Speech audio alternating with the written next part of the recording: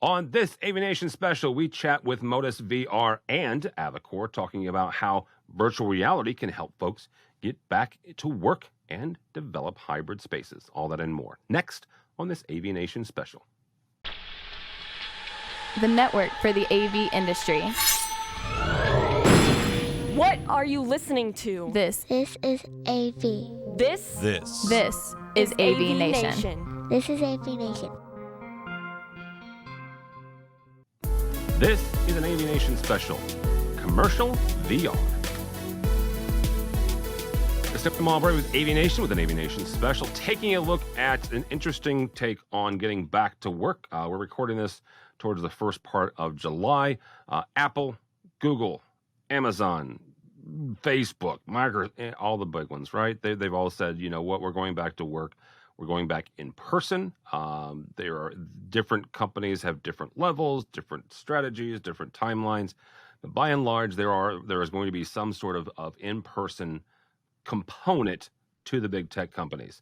In addition, you've got other folks that are saying, you know what, let's do hybrid. You can do, some sort of hoteling when you do happen to come into the office. And then there are other companies that have said, you know what, we get it. We want to do 100% remote. We sell all of our properties or break all of our leases, and we don't have any brick and mortar anymore. Depending on your company, depending on your culture, that's what you're going to kind of focus on.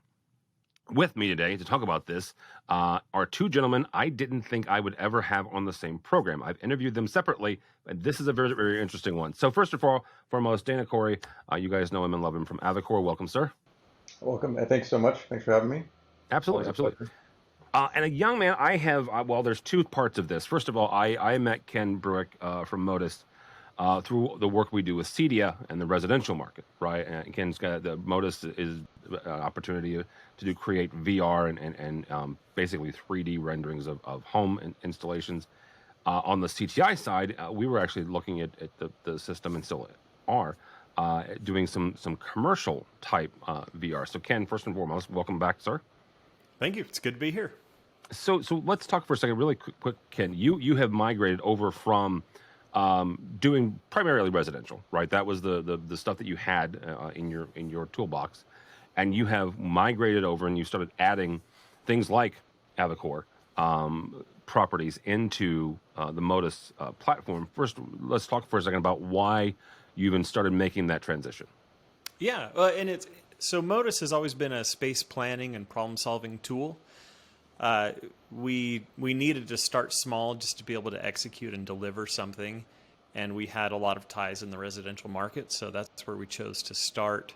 And as we were looking for areas to expand, we had a lot of customers that were doing stuff on the commercial side too, and so they just kind of naturally pulled us in. And the more we looked at commercial, the more we realized we could offer a lot of value there. So it was a natural place for us to expand. One of those aspects is, and it's something that I have had somewhat, not disagreements like, fisticuffs, but disagreements with the Cedia folks when they say, oh, you know what, our members don't do residential commercial, or they don't do like commercial very often. They may not be talking to the same people I am, right? And that's possible. Yeah. You just mentioned something there. Your customers were getting into commercial. Mm-hmm. The people that I'm talking to are getting into commercial, right? I'll pick on my buddy Joe Whitaker here from St. Louis. Thoughtful Integrations, he started out in doing homes in Dallas and here in St. Louis, some high-end stuff.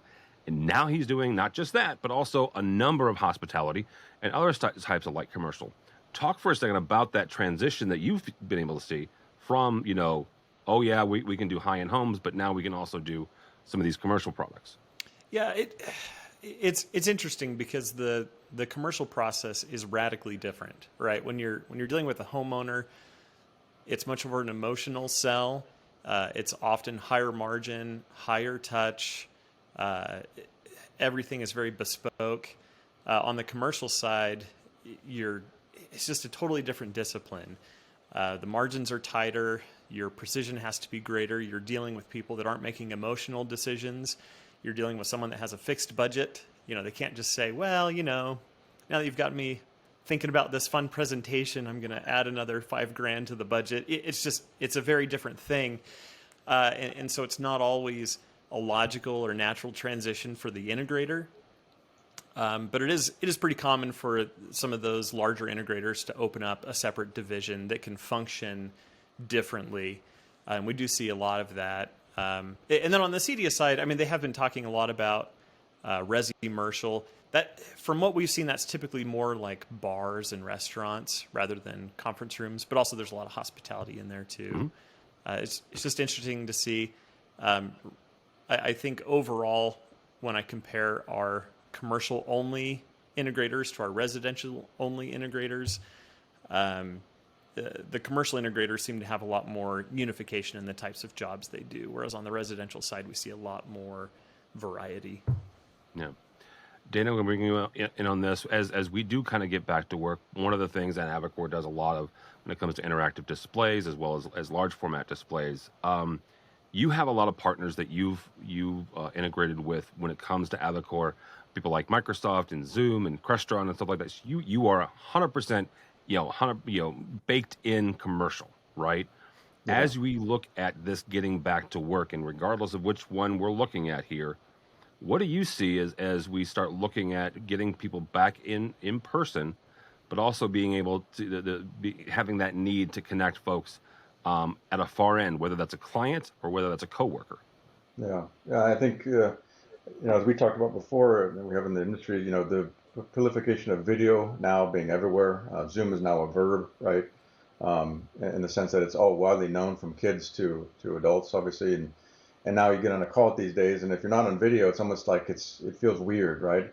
I'd rather be on a video call than be on my cell phone, honestly, after this time. And that's a journey that this industry would have taken us probably 5 years to accomplish or more. We've been trying to, get audio in meeting rooms and get video in meeting rooms, and now we're going to have, video everywhere. So that's been good for us in some way because now video is the standard. And I think what we're now seeing is a race to get video into meeting rooms. And then the other challenge, of course, which we'll talk about is, creating equity across the employees, whether they be in office, either for the day or for a meeting or at home. How do we create that equity across both of them so I can feel like I'm included as part of the team? So I can meet the needs of my employees and their needs as a family, but also deliver on productivity in the company. That balance will be, as we were talking about, and Ken mentioned earlier, it's really what's the best fit for each one of those companies. But that's a challenge for sure. And Avocor's play is to be that surface, if you will, that platform to spring off of, to enable that collaboration, to enable whatever that is, whether it's a light lift of annotating to full-on collaborating. But the answer is always the same for us. It's no problem. We can do it, right? Ken, I want to bring you in on this because you have an interesting story that I want to tie back into something that Avocor and Dana can do. Your previous company, the company that you had before this, you guys were purchased by another firm. You were the only person that was not physically in that meeting, and some a term that folks will throw around here is meeting equity, right? Making sure that everybody feels a part of the meeting, everybody's able to contribute and get something out of it. Tell folks for a minute here that your experience as being the only kind of remote person. Again, this was years ago, right? So technology has certainly jumped forward since then. But that just from your perspective, that experience. Yeah, this is around 2013, 2014. We had a very small team of 12 or 13 people at the time. We were brought into a much, much larger company. I'm in Utah.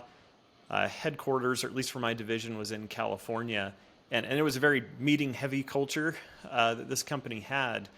But we're also a software team. And so much of our time was spent in front of whiteboards, sketching out architecture and brainstorming ideas.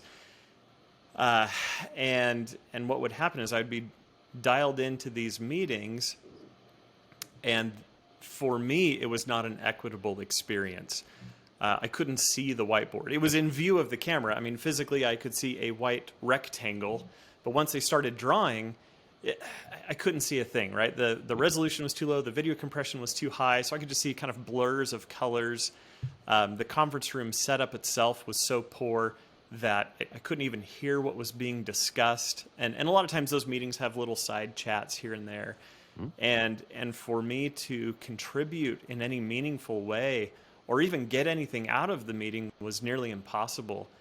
And the takeaways I had from that were largely negative.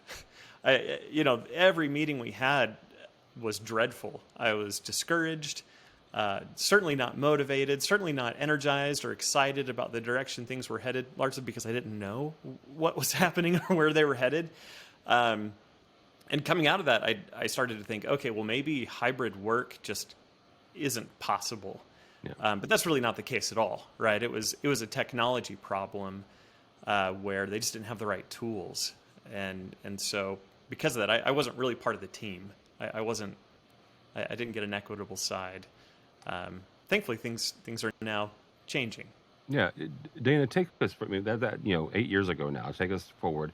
You mentioned the fact that in the last year, obviously, technology has taken a leapfrog, and I would also argue that adoption of technology has also taken a leapfrog because of the pandemic.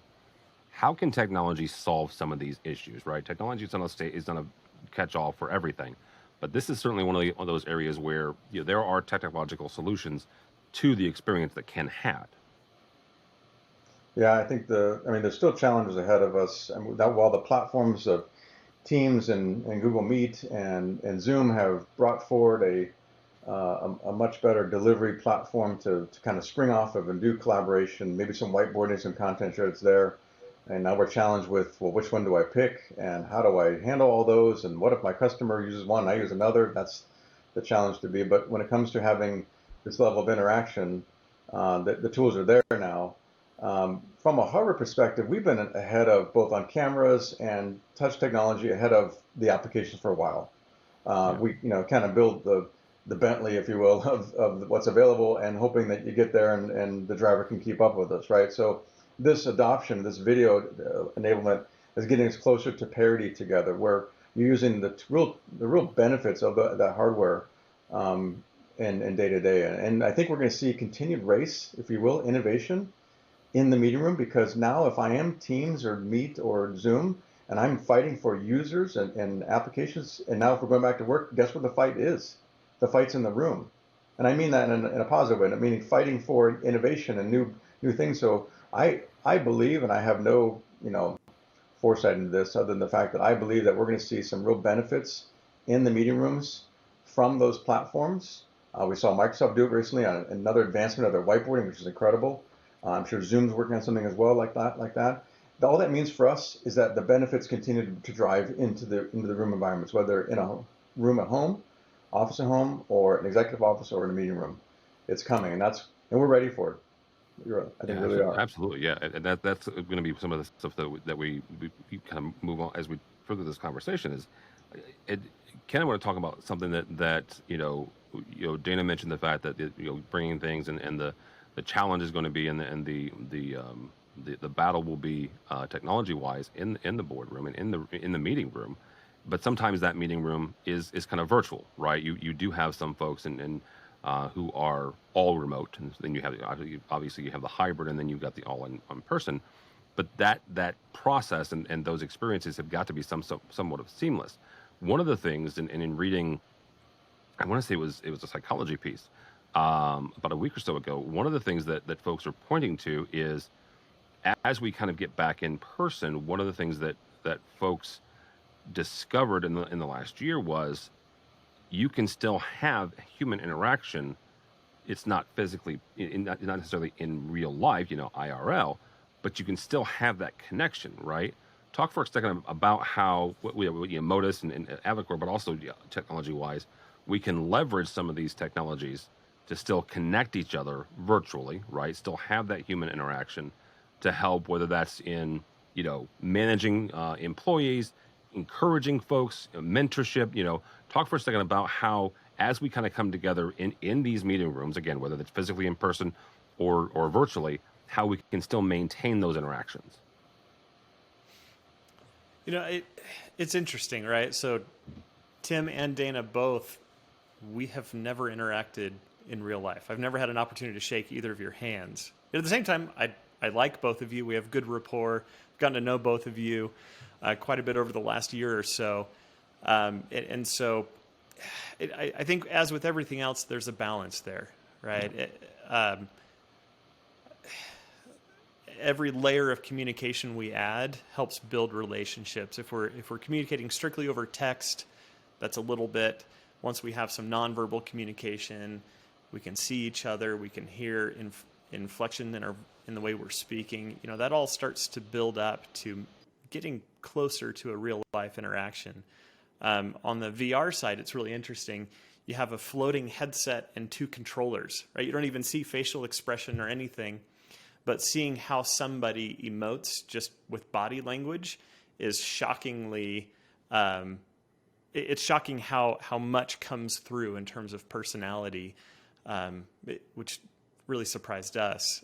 So I think we're seeing just a lot of opportunities for people to build relationships in different ways than we're used to. I don't think anything will ever fully replace physical interaction, right? Being able to shake somebody's hand and look them directly in the eye rather than kind of look at the screen and bounce between your camera and the screen. But it's close, right? And sometimes being able to get close is good enough because of the other benefits that it brings in, right? If you have a 2.5-hour commute to and from work, there's a cost there, and maybe it's worth it to sacrifice the in-person stuff once in a while to be able to spend more time with family or to be able to go get your tires rotated, right? I mean, there's a balance to be found, and I think we're seeing the value of that with the unfortunate opportunity we've had from the pandemic. Well, absolutely, and there's also something. I mean, there is. How do I? There's a balance here because I mentioned the fact that I now go over to St. Louis twice a week at least. I've said this on several different occasions. I have found there is a disconnect when I leave that office. When I leave CTI's corporate headquarters and I get in my car, I've got about a 45 minute drive depending on St. Louis traffic, and St. Louis is nowhere near LA or New York, so don't I have it easy. Don't misunderstand. But there's a disconnect there, right? I can listen to a podcast. I can listen to nothing, right? But it's me in my car, right? There's a decompression there that happens. Mm-hmm. I'm not taking my work home. And there are certainly days and occasions when I do work the weekends and nights that does happen. But there's a benefit there of going into an office and then, again, this is me personally though. This mm-hmm. is my personal preference, my personal experience. I think that's one of the things that some corporations have a danger of losing sight of is what does it work for each individual employee or your culture, right?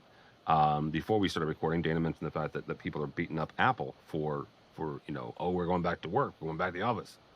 That works for their culture, right? That's their culture, right? Whether you loved him or hate him, one of the most popular stories about Steve Jobs was the fact that he walked around the office and to see what people were working on and would give them feedback. You cannot do that. You can't do the whole pop-in virtually. Yes, there's a way to do that, but there's also a side of this that says there's some natural serendipitous things that happen, right? So, as we wrap up here, I want to make sure that I'm understanding and get each of your takes on this. Dana, we'll start with you on this. What does it mean now that Ken and his team have started bringing in some of these commercial things and start working with products like Avacor and leveraging some of that VR technology for meetings, but also for other applications in commercial spaces? Yeah, no, I think the timing is fantastic, really, because I think you have this real challenge in corporate right now, corporate America, just corporate in general, of spatial planning. How do I handle the hybrid spaces? How do I move things around? How do I balance today's needs with tomorrow's? Can I visualize these things? And also what's so powerful about Modus is the ability to see the technology layer itself within the space spatially. Like, what does the camera view angle look like? What does it look like from the camera?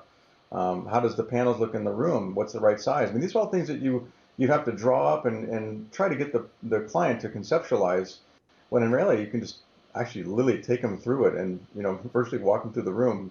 And it's great. I mean, that's the power of it. I think the timing of them coming into it is like I said, wonderful. And for us, it's being part of that solution. We are just a piece within the pie, and we get to be shown in a way that shows the benefits in that spatial place. And that makes it exciting because, we did a webinar with Salamander and Logitech with Modus, which was great. And it just really allowed us to all show the technology, but in a way that delivered, the space in a meaningful way. It's really, really good. There's an old adage in architecture that it's a lot cheaper and easier to remove a wall with an eraser than it is with a bulldozer, right? And the same thing here, Ken, and I want you to comment as well as on Dana's side, on Modus' side rather. What does this mean for integrators? What does it mean for the folks that are designing these systems to be able to take their clients through a new space, or even how they're able to leverage their existing spaces to make it more hybrid friendly, but also more health conscious as well? Yeah, I mean the challenge I see here is much greater than just a technology challenge. If a company is really looking at transitioning to support a hybrid workforce, they are potentially changing their entire culture. Yeah. And that's not a decision you take lightly. That's quite possibly the most important thing you could be looking at changing or screwing up, right? And so when you have so much at stake, there tends to be a little bit of decision paralysis. And we're seeing, statistically speaking, still over half the companies either haven't made a decision or haven't communicated their return to office plans. Yeah. And there's just so many variables to think about, many of which are things they've never even considered before. And so to have an executive sitting in an office trying to imagine the day-to-day reinvention of their workforce is an unfair thing to ask them to do. They're just not equipped to do that. And so when you have a tool like Modus, for example, that lets you try things out, a lot of problems come to the forefront that you wouldn't necessarily think about. And I'll use Avocor as a wonderful example of this, because Avocor is the only interactive touchscreen we've added to Modus so far. And going into it, I didn't fully appreciate the benefits of having it in Modus. But once we had it there, especially working with Dana and his team, we would start designing a room and we'd put a touchscreen somewhere and we'd realize, oh my goodness, we just put this touchscreen where a normal display typically was, but there's an 18-inch deep cabinet underneath it. I can't reach it very well. Or this display isn't at the right height because now it's awkward to reach the top of the screen or the bottom of the screen. Or now as I'm interacting with the screen, I'm blocking a camera, right? All of these things that I'm sure are obvious to Dana because this is his world were not obvious to me. And it's not going to be obvious to a lot of the integrators either. And that's the power of being able to just see what you're doing and be in that environment. You get that spatial understanding that you only get either in VR or actually building it out in real life. And so that's where I see this being such a big piece, and where it's been so eye-opening to have Avocor in there, because it's made me rethink and appreciate so many of these challenges for what they really are. Yeah, absolutely. Well, gentlemen, thank you so much. I will most likely be seeing both of you in real life. We mentioned that. Probably in the next 6 months as AVNation heads to both CEDIA and to Infocom. So hope to see you both there. Dana Corey from Avocor, how do people connect with you or Avocor, sir? We're at avocor.com, and if you want to email me, it's dana.corey@avocor.com as well. So, all right, very good. Mr. Ken, thank you, sir. How do people connect with you or Modus? Yeah, just modusvr.com. That's MODUS VR.com. And my email is ken@modusvr.com.